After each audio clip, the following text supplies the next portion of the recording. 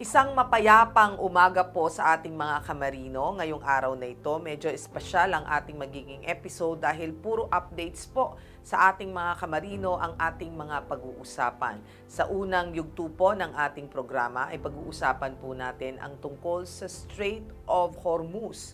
Ito po ay isang strait kung saan dinadaanan po ito ng karamihan ng ating mga oil na galing sa malalaking bansa katulad ng Saudi Arabia at iba pang mga malalaking oil companies.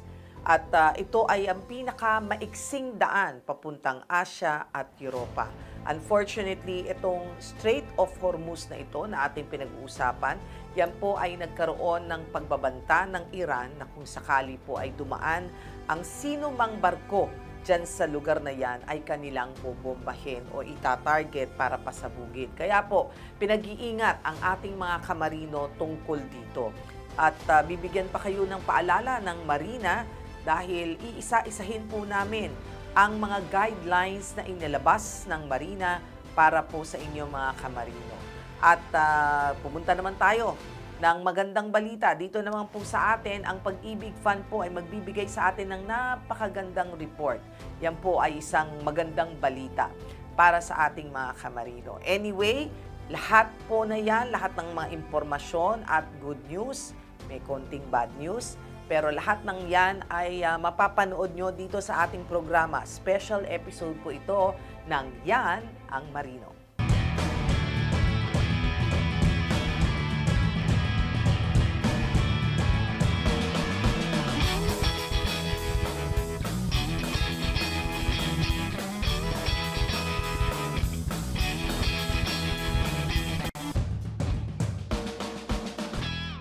This portion is brought to you by SM Supermall. Pag-ibig Fund, lingkod pag-ibig, tapat na serbisyo mula sa puso.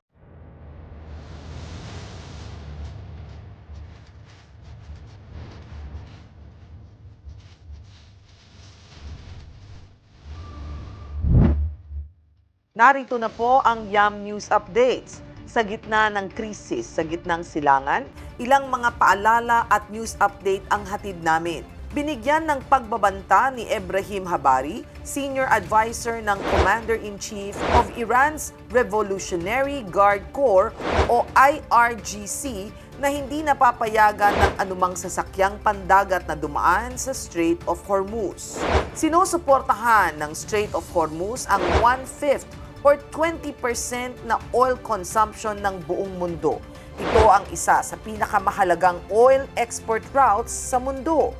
Dahil dito, inaasahan ang malaking pagtaas ng presyo sa global oil prices kung hindi makakadaan sa Strait of Hormuz ang shipment mula sa major oil and gas producers tulad ng mga bansang Iraq, Kuwait, Saudi Arabia, United Arab Emirates at Iran na dadaan sa Arabian Sea papuntang Asia at Europa. Kaya naman, bilang pagbabantay, pinaalalahanan ng Department of Energy ang oil companies, gasoline stations, and downstream oil industry na sumunod sa nakatakdang fuel pricing rules at anti-hoarding regulations. Pinagbabawal din ang pagkakarga ng petrolyo sa bote-bote or improper containers upang maiwasan ang pag-imbak at illegal resale. Para sa mga lalabag dito, maari silang bawian ng Certificate of Compliance, License to Operate, Suspension or Cancellation of Business Permits, at administrative or criminal penalties kung naaayon. Opisyal na naglabas ng Advisory No. 11 Series of 2026 ang Department of Migrant Workers na nagtatakda sa Persian Gulf, Gulf of Oman, at sa Strait of Hormuz bilang warlike operations area or War Risk Zone alinsunod sa desisyon ng Warlike Operations Area Committee ng International Bargaining Forum. Napakahalaga po sa atin ang protection ng seafarers, kaya yung pag-designate ng Persian Gulf, Gulf of Oman kasama ang Strait of Hormuz na Warlike Operations Area War Risk Zone aims to protect seafarers from these measures. Inabisuhan naman ng bawat Pilipinong mandaragat na binibigyan sila ng right to refuse sailing sa mga naitalang war risk zones. Kaya naman pinapaalalahanan ang lahat ng ating mga kababayan o OFWs ng iba yung pag-iingat lalong-lalo na sa mga bansang nasa gitna ng kaguluhan. This portion was brought to you by SM Supermall. Pag-ibig Fun, lingkod pag-ibig, tapat na serbisyo mula sa puso. Awesome youth, also fun! Abangan sa mga susunod na buwan ang mga world-class talent at skills ng ating mga awesome Gen Zs. Tara na't makisayaw, makikanta, at makisaya kasama ang ating mga special guest performers. March 28, SM City, Masinag. Catch the hashtag Awesome Youth Craze only here at SM Supermalls. March at SM is all about women. Catch the month-long sale here at SM Supermalls. The Women's Wellness Sale on March 1 to 31. Women's Wednesday Sale on March 18 and 25. Women's Fitness Fridays on March 20 and 27. And the Beauty Cafe on March 8 to 31. But Women's Month is more than just deals and sales. It is a celebration of every woman. So, be you to the fullest this month at SM Supermalls. Grab the chance to win a Suzuki Dzire GL CVT Hybrid with SM Supermalls 3-day sale on March 13 to 15. For every 1,000 peso purchase, you get 1 e-raffle entry. And we have deals up to 70% off on great finds. Don't miss the chance and visit the nearest participating SM mall because here at SM, we got it all for you. The Maritime Academy of Asia and the Pacific continues to sail forward with modern facility, active cadet sponsorships, advanced education and trainings. And as the premier maritime academy in the country, be a future world-class marine officers. Be at MAAP, ensuring excellence at sea at all times.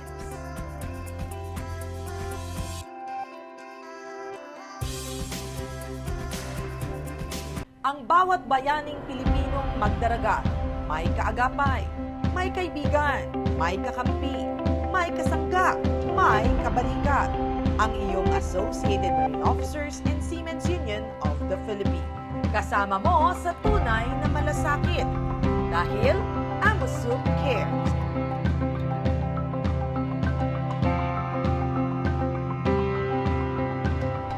This portion is brought to you by SM Supermall. Pag-ibig Fun, lingkod pag-ibig, tapat na serbisyo mula sa puso. Alinsunod sa kaguluhan sa gitnang silangan sa pagitan ng US, Israel at Iran, naglabas ng advisory ang Marina para sa mga Philippine-registered ships na kasalukuyang pumapalaot sa international waters para sa shipping companies, manning agencies at iba pang maritime enterprises. Naglalaman ito ng iilang precautionary measures bilang paghahanda at pag-iingat para sa mga Filipino seafarers. Inatasan ang bawat individual, kumpanya at ahensya na may pananagutan na ugaliing magsubaybay sa mga inilalabas na security advisories ng International Maritime Organization at United Kingdom Maritime Trade Operations. Ang IMO ay bahagi ng United Nations na nakaatas sa kaligtasan ng mga mandaragat at sa kalagayan ng mga sasakyang pandagat. IMO rin ang nangangasiwa sa pagpapatupad ng mga worldwide shipping regulations. Ang UKMTO ay otoridad na nakaatas naman sa maritime security sector. Ang UKMTO ang nagbibigay ng impormasyon sa mga marino, shipping companies at regional authorities. Sila rin ang unang point of contact sakaling magkaroon ng emergency sa karagatan. Pinapaalalahanan din ng bawat isa na magsubaybay sa Automatic Identification System or AIS at Global Maritime Distress and Safety System or GMDSS sa lahat ng oras upang mabantayan ang kalagayan ng bawat naglalayag na barko sa kritikal na panahong ito. Ang AIS ay tumutukoy sa automatic tracking system na ginagamit sa mga barko at mga vessel traffic services upang kilalanin at madaling matukoy ang lokasyon ng bawat sasakyang pandagat. Ginagamitan ito ng electronic exchange of data sa pagitan ng mga barko, AIS base station at satellites. Ang GMDSS ay isang international safety system na gumagamit ng satellite at terrestrial technology at shipboard radio systems upang maiwasan ang aksidente sa tubig at upang agarang maipaabot ang paghingi ng tulong sa rescue authorities at kalapit na mga sasakyang pandagat. Pinag-iingat naman ang mga barko sa pagpapalaot sa mga restricted areas, naval operations at kaalaman sa safety zones. Inaatasang sumunod ang bawat mandaragat sa naitalang traffic separation schemes. Ang TSS ay tumutukoy sa pagpaplano ng ruta na tatahakin ng mga barko gamit ang separation zones or lines upang hindi ito makasalubong o makabangga. Nararapat namang magkaroon ng tuloy-tuloy na radio watch o maigting pagbabantay sa anunsyo ng UKMTO ang bawat barkong pumapalaot sa apektadong rehiyon. Dagdag pa rito ay ang pagsubaybay sa NAVTEX or Navigational Telex upang makatanggap ng relevant navigational warnings at matukoy ang mga naitalang safe zones at restricted areas. Ang NAVTEX ay isang international automated service na ginagamit on board sa mga sasakyang pandagat upang makapaghatid ng mabilisan at malapitang maritime safety information tulad ng navigational at weather warnings. Sa panahon na magkakaroon ng aksidente sa barko, ng presensya ng military activity o kahina-hinalang paglapit ng ibang sasakyang pandagat, inaatasang agaran itong i-report sa Marina sa pamamagitan ng Overseas Shipping Service. Inaatasan ding maipanatiling bukas ang komunikasyon sa pagitan ng shipping companies, technical managers at migrant workers office posts sa rehiyong nasasangkot. Direktiba naman sa mga shipmasters at crew na i-report ang kasalukuyang posisyon ng barko. Susunod na port of call or pahihintuan ng barko bago tumuloy sa destinasyon at ang operational status ng barko sa ship owner or operator upang maibahagi ang mga impormasyong ito sa marina kung kinakailangan. Inaasahan namang maipatutupad ang pinataas na protocol pang seguridad alinsunod sa International Ship and Port Facility Security Code. Kabilang nito, inaasahang magsagawa ng security briefing sa loob ng barko para masiguro ang kaalaman ng crew sa gitna ng emergencies. Kaugnay nito, nararapat na iayon ang ship security plan sa nakatakdang threat level sa bahaging pinaglalayagan ng barko. Mayroong iba't ibang implikasyon ang threat o alert level sa mga tinutukoy na war zones. Ayon sa International Organization for Migration, ang Alert Level 1 or precautionary phase ay tumutukoy sa malinaw na presensya ng disturbance, instability or external threat. Ang Alert Level 2 or restriction phase ay itinataas sa oras na may malinaw na banta sa buhay ng mga tao, kaligtasan at pagmamay-ari ng mga Pilipino. Ang Alert Level 3 naman o voluntary repatriation ay itinataas sa oras na may violent disturbances or external aggression sa mas tiyak o maliit na lugar. Sa level na ito, hinihikayat na ang mga OFW na umuwi ng Pilipinas kung saan itinataas na rin ang absolute deployment ban. Panghuli naman ay ang Alert Level 4 or mandatory repatriation. Itinataas ito sa mga lugar na nakakaranas ng malawakang internal conflict or full-blown external attack. Mandatory na ang evacuation at repatriation procedures sa level na ito. Siguruhin ang bilang ng bawat Pilipinong mandaragat at ang kanilang kalagayan sa gitna ng kaguluhan. Pinapaalalahanan naman ang ship owners at operators sa kanilang obligasyon sa ilalim ng Maritime Labor Convention or MLC 2006 para sa kaligtasan ng mga mandaragat, kabilang narito ang agarang pagpapauwi sa kanila kung kinakailangan. Sa oras na mayroong mandaragat na mga ngailangan ng urgent assistance ashore, agarang makipag-ugnayan sa pinakamalapit na Philippine Embassy, Consulate at sa Department of Migrant Workers. Sa panahong buhay at kaligtasan ang nakasalalay, masikap na hiningi ng Marina ang kooperasyon at pagsunod ng bawat Pilipinong marino, shipping lines at manning agencies sa mga paalalang ito upang ang bawat Pilipinong mandaragat ay makauwi ng ligtas sa kanilang pamilya. This portion was brought to you by SM Supermall. Pag-ibig Fun, lingkod pag-ibig, tapat na serbisyo mula sa puso. Awesome Youth, also fun! Abangan sa mga susunod na buwan ang mga world-class talent at skills ng ating mga awesome Gen Zs. Tara na't makisayaw, makikanta, at makisaya kasama ang ating mga special guest performers. March 28, SM City, Masinag. Catch the hashtag Awesome Youth Craze only here at SM Supermalls. March at SM is all about women. Catch the month-long sale here at SM Supermalls. The Women's Wellness Sale on March 1 to 31. Women's Wednesday Sale on March 18 and 25. Women's Fitness Fridays on March 13, 20, and 27. And the Beauty Cafe on March 8 to 31. But Women's Month is more than just deals and sales. It is a celebration of every woman.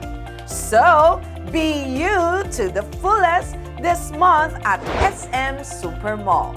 Grab the chance to win a Suzuki Dzire GL CVT Hybrid with SM Supermalls 3-day sale on March 13 to 15. For every 1,000 peso purchase, you get one e-raffle entry. And we have deals up to 70% off on great finds.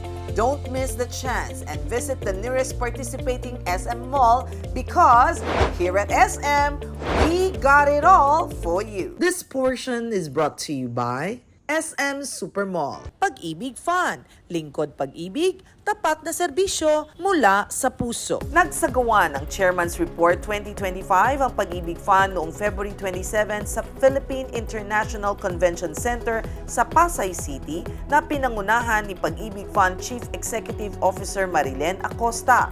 Layunin nito na ipakita at ipasapubliko ang performance ng Pag-ibig Fund sa nagdaang taon at ang kalagayan ng mga proyektong naisakatuparan ng ahensya.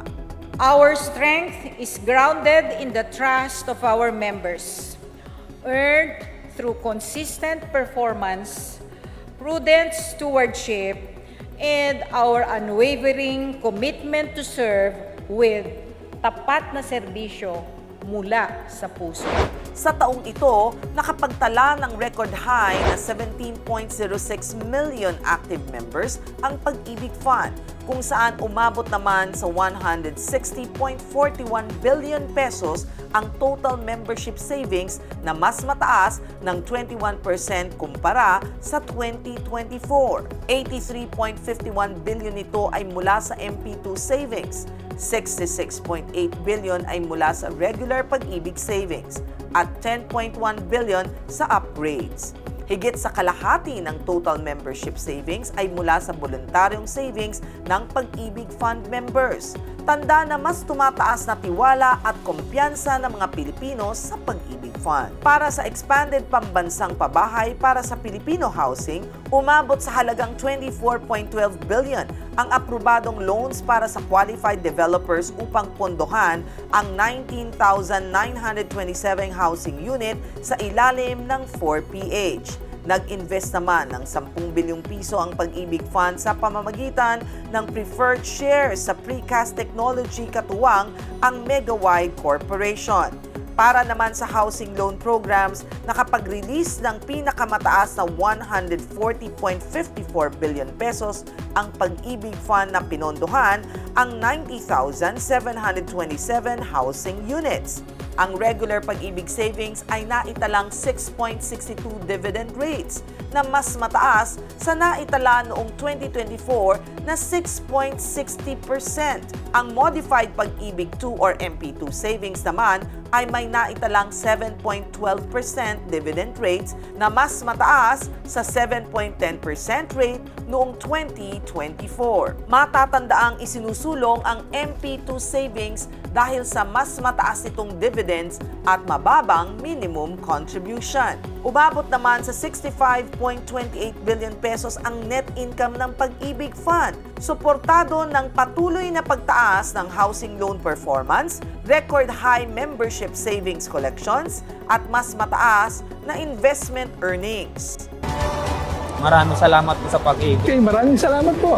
Thank you so much for Pag-ibig.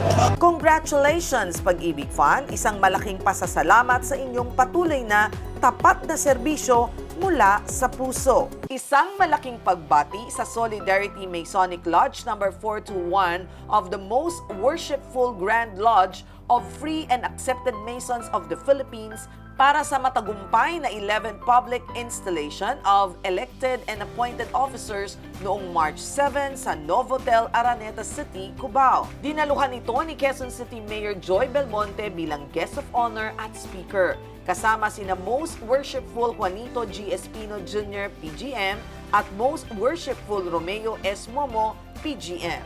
Isa namang pagpupugay para sa paghirang kina Worshipful Master Mark Dale Diamond Peral, Senior Warden Jose Lorenzo Mendoza at Junior Warden Pedro Calawagan Jr. para sa Masonic Year 6026 hanggang 6027 AL. Congratulations, Solidarity Masonic Lodge number 421 mula sa Yan ang Marino. This portion was brought to you by SM Supermall. Pag-ibig Fund. Lingkod pag-ibig, tapat na serbisyo mula sa puso. The Maritime Academy of Asia and the Pacific continues to sail forward with modern facility, active cadet sponsorships, advanced education and trainings. And as the premier maritime academy in the country, be a future world-class marine officers. Be at MAAP, ensuring excellence at sea at all times.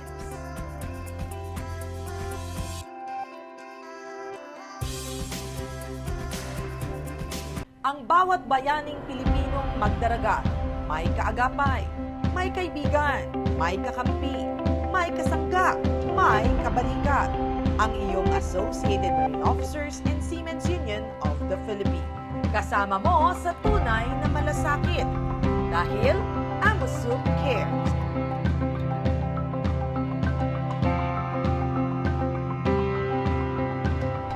This portion is brought to you by SM Supermall. Pag-ibig Fund. Lingkod pag-ibig, tapat na serbisyo mula sa puso. Mga kamarino at sa lahat po ng mga kamag-anak ng marino, sana po ay mabigyan nyo ng paalala ang inyong mga mahal sa buhay. Sa mga marino naman na nandito at papaalis pa lamang, kayo po ay magandang makipag-ugnayan sa ating DMW or Department of Migrant Workers kung ano ang estado ng lugar na pupuntahan ninyo. Importanteng alamin nyo po ito bago kayo umalis, at kung kayo naman ay maglalayag, importante rin na makipag-ugnayan kayo sa Department of Migrant Workers kung ito po ay safe na mag-travel. Para sa inyo rin yan at hindi ho agam-agam ang ibinibigay natin sa ating mga kapamilya dito sa Pilipinas.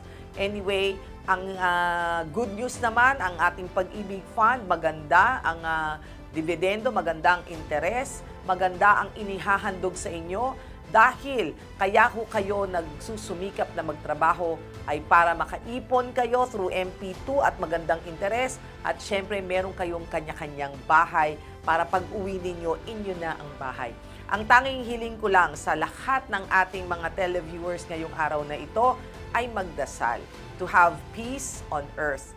At kung magkaroon tayo ng peace on earth, lahat po ng mga mamamayan ay magiging mas masaya. Mas masaya dahil number one, peaceful, lahat tayo ay nagkakasundo at hindi humamahal ang mga bilihin dahil alam nating lahat, pag nagmahal ang gasolina, nagmamahal din ang lahat ng bilihin, sumasakit ang ulo ng ating mga kababayan.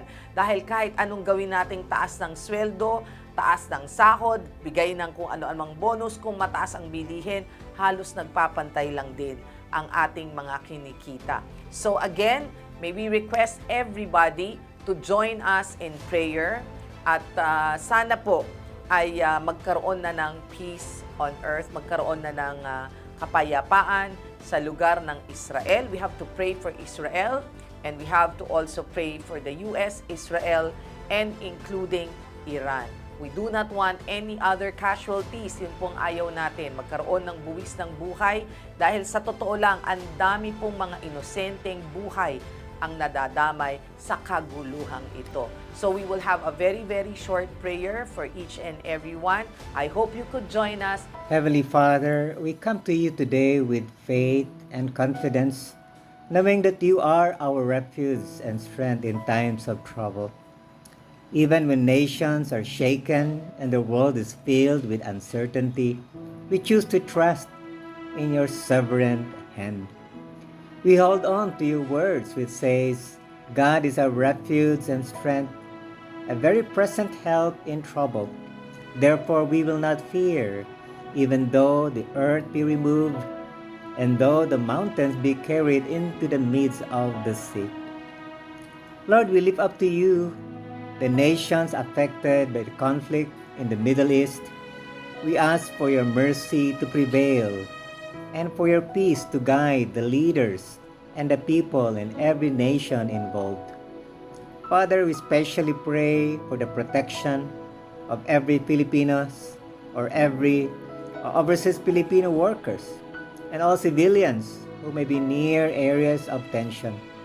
Cover them with your divine protection and surround them with your angels wherever they are.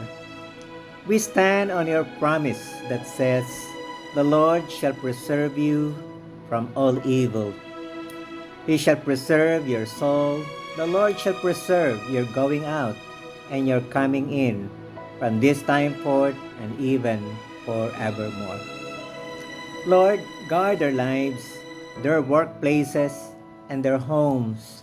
Give them wisdom, calm hearts, and the assurance that you are with them wherever they are.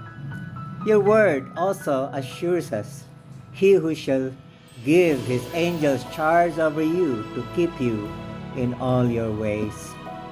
Father, we also lift up the families here in the Philippines who are worried about their loved ones abroad. Fill their hearts with your peace and remove fear and anxiety from their minds. Your words promises us, be anxious for nothing, but in everything by prayer and supplication with thanksgiving, let your requests be made known to God, and the peace of God which surpasses all understanding will guard your hearts and minds through Christ Jesus. Lord, we also pray for our nation, the Philippines. We lift up to you our President Ferdinand Marcos Jr. and all our government leaders, diplomats serving abroad, and economic leaders both in the government and in the private sector. Grant them wisdom, discernment, and clarity of mind in every word they speak, every response they give, and every decision they make.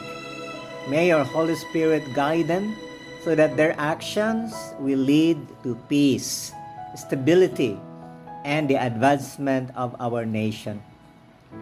May every policy, negotiation, and decision they make result in the protection, betterment, and prosperity of the Filipino people, not only for this generation, but also for the generation to come. Father, we trust in your unfailing love and your good plans for your people. May your will be done on earth as it is in heaven. We declare that you are our protector, our provider, and our peace. In the mighty name of Jesus we pray. Amen and amen. Maraming salamat po sa pagsama nyo sa amin ngayong araw na ito at sa pagsama nyo sa amin ng ating panalangin. At sa ngalan po ng ating partner na si Vice Admiral Eduardo Maar Santos, ako po ang inyong Mare ng Bayan, Mare Yao. Mapayapang umaga sa inyong lahat.